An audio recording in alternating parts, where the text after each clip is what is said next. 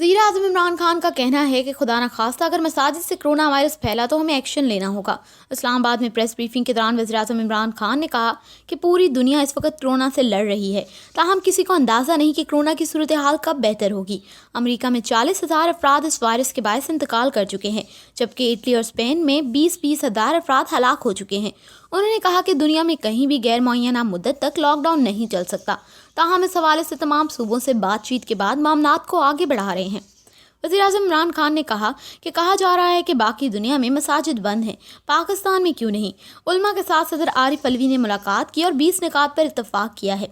बेहतर है कि अवाम घर में बैठकर इबादत करें, लेकिन अगर मस्जिद जाना है तो 20 निकात पर अमल किया जाए। अगर इस पर अमल ना किया गया और वायरस फैला तो एक्शन लिया जाएगा और मसाजिद को बंद करना पड़ेगा।